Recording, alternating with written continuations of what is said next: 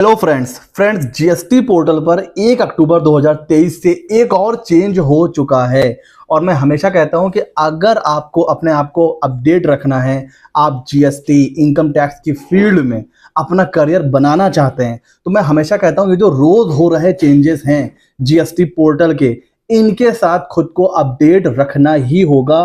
Because पिछले 2-3 महीने में बहुत छोटे बड़े चेंज हुए हैं। जो इनके साथ खुद को अपडेट नहीं रखेगा वो इस फील्ड में सक्सेसफुली अपना करियर भी नहीं बना सकता।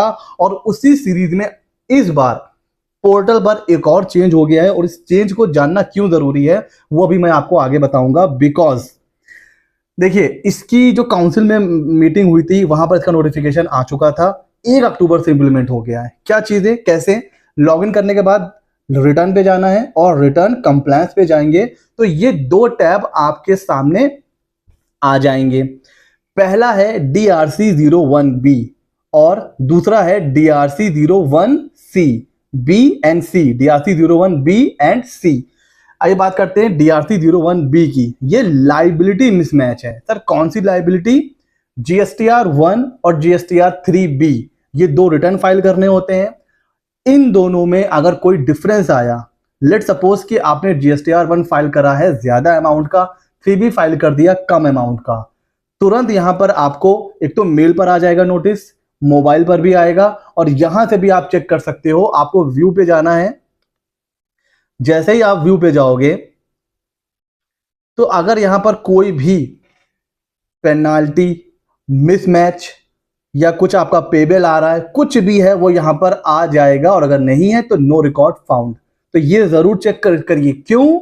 क्योंकि अगर कोई नोटिस, कुछ पेबल है तो विद इन 7 डेज आपको रिप्लाई करना है। कई बार क्या होता है, भाई क्लाइंट का मोबाइल नंबर रजिस्टर्ड है, क्लाइंट की ईमेल आईडी रजिस्टर्ड है, अब वो उतना नहीं देख पाता है, उससे मिस हो गया ना, उसने आपको इंटीमेट किया, वो उसने खुद भी वो नहीं देख पाया। तो आप एज अ प्रोफेशनल, आपकी ड्यूटी है कि आप इसको प्रॉपर चेक करें, क्योंकि विद इन 7 डेज इसका रिप्लाई करना है। अगर नहीं किया विद इन 7 डेज रिप्लाई, तो एक बात ध्यान रखिए, डिपार्टमेंट क्या करेगा, वो आपकी रिकवरी प्रोसीडिंग स्टार्ट कर देगा।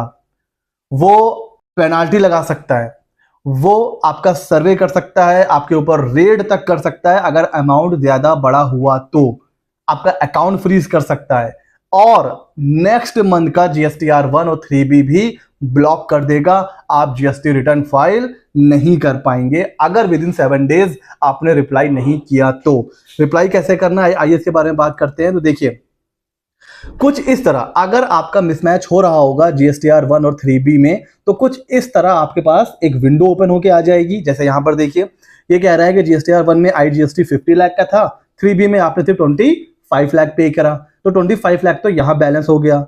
सेस 10 लाख का था, 3B में आपने सिर्फ 5 लाख का किया, तो यहां पर 5 लाख का बैलेंस है।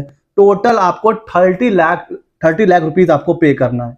तो अब आपके पास 2 रास्ते हैं, या तो आप चुपचाप इसको पे कर दीजिए अगर आपसे एक्चुअल में गलती हो गई है, और अगर आपको लग रहा है कि नहीं मैंने सही फाइल किया है, कुछ रीजन है जिसकी वजह से 3B आपने जो है कम का फाइल किया है, तो वो रीजन आप यहां पर नीचे बता सकते हैं।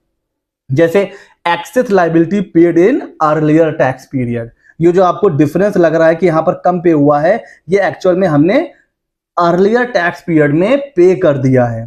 तो एक तो रीजन ये हो गया। दूसरा, GSTR1 जो फाइल हुआ है वो इनकरेक्ट डिटेल हो गई है। एक्चुअल में हमें GST पे करना था 25 लाख ही, GSTR1 में गलती से डबल हो गया है।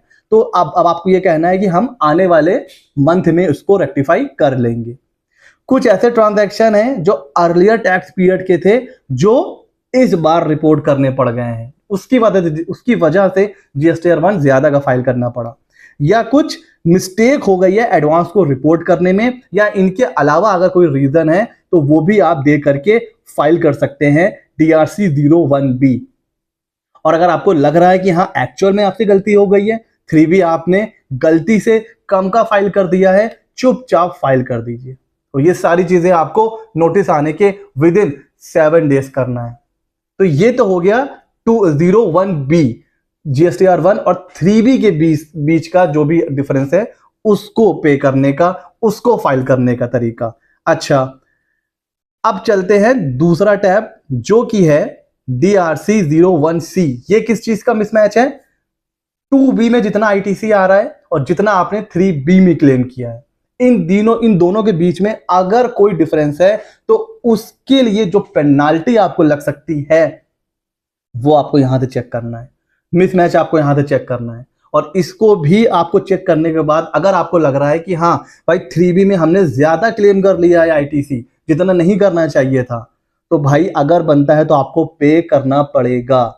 इसमें भी देखिए कैसे कैसे आप इसको रिप्लाई कर सकते हैं, बहुत ही सिंपल है। देखिए कोई भी नोटिस अगर आता है ना तो ऐसा नहीं कि आप एकदम डर जाइए, चाहे आपका खुद का है या क्लाइंट का है। अगर आपने कोई भी गलती नहीं करी है, कोई फ्रॉड नहीं किया है, तो आपको कोई भी ऐसा कोई डरने की नीड नहीं है। आप बस अपना जो है रिप्लाई फाइल कर दीजिए, बस इतना करना है आपको। तो मिसमैच अगर आपको आएगा तो उसको या तो आपको पे करना है या फिर आपके पास ये सारे रीजन है। पहला रीजन, भाई ITC हमने अर्लियर टैक्स पीरियड में जो है क्लेम नहीं किया था। क्यों?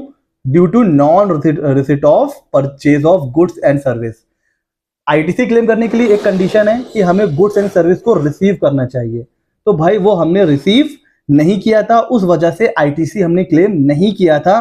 तो उस वजह से अब इस मंथ हम ITC क्लेम कर रहे हैं, इसलिए आ रहा है mismatch. Reason number 1। Reason number 2, ITC हमने अवेल नहीं किया था अर्लियर टैक्स पीरियड में ड्यू टू मिस्टेक। गलती से हमने GSTR 3B नील का फाइल कर दिया, उसकी वजह से ITC जो है वो लेजर में नहीं आई, तो इस मंथ हम क्लेम कर रहे हैं। इस वजह से 2B में कम आ रहा है, 3B में हमने ज्यादा मतलब जो है क्लेम किया है, 2B में कम आ रहा है। या फिर कोई ITC हमने इंपोर्ट ऑफ गुड्स का क्लेम कर रहे हैं जो 2B में आता नहीं है। कोई SEZ का है, वो भी 2B में नहीं आता है, वो अगर हम क्लेम कर रहे हैं। कोई हमने ITC पहले रिवर्स किया था, इस बार रीक्लेम कर रहे हैं, तो भी हो सकता है 3B में ज्यादा हो जाए, तो वो रीजन भी हो सकता है। या फिर ITC on payment to supplier, हमें पता है कि 180 डेज के अंदर हमें ITC का पेमेंट करना होता है, हमने नहीं किया तो हमको रिवर्स करना पड़ा। अब हमने पे किया है तो हम दोबारा रीक्लेम कर सकते हैं, तो वो भी रीजन हो सकता है। और 37A का अगर रिवर्सल है तो वहां पर भी ITC को आप ज्यादा क्लेम कर सकते हैं। उसी तरह जो GSTR 3B है वो गलत फाइल हो गया है और आने वाले टैक्स पीरियड में हम उसको अमेंड कर लेंगे। या इसके अलावा भी अगर कोई रीजन है तो वो भी आप लिख सकते हो, और लिखने के बाद फिर आप इसको यहां पर सबमिट करके, वेरीफाई करके, सबमिट करके फाइल कर सकते हैं। तो ऐसा नहीं है कि अगर आपने लॉगिन करने के बाद देखा यहां पर कुछ जो है मिसमैच आ रहा है तो आपको डरने की नीड है। अगर आपके पास जेन्युइन रीजन है तो वो आप फिल करके आप सबमिट कर सकते हो। लेकिन ये इंपॉर्टेंट इसलिए है कि इसका जो टाइम लिमिट है वो सिर्फ कितना है, 7 दिनों का। तो इसको चेक करते रहिए, अगर कोई मिसमैच आ रहा है तो प्रॉपर उसका रिप्लाई सबमिट करिए, और अगर आपको लग रहा है कि नहीं सही में गलती हो गई है और आपको पे करना है तो आप पे करिए फिर। वरना एक तो भाई रिकवरी प्रोसीडिंग स्टार्ट हो जाएगी, आपका बैंक अकाउंट फ्रीज हो सकता है, नेक्स्ट मंथ का GSTR 1 और 3B भी फ्रीज हो जाएगा। तो काफी मतलब इसमें हैवी कॉन्सिक्वेंसेस आपको फेस करने पड़ सकते हैं। तो कैसा लगा ये वीडियो और ये जो चेंज हुआ है ये आपको कैसा लगा मुझे जरूर बताइएगा। ऐसे ही नॉलेजेबल वीडियोस के लिए और ऐसे ही अपडेट के लिए CA Mitra 24 को सब्सक्राइब कर लीजिए। मिलते हैं अगले नॉलेजेबल वीडियो में।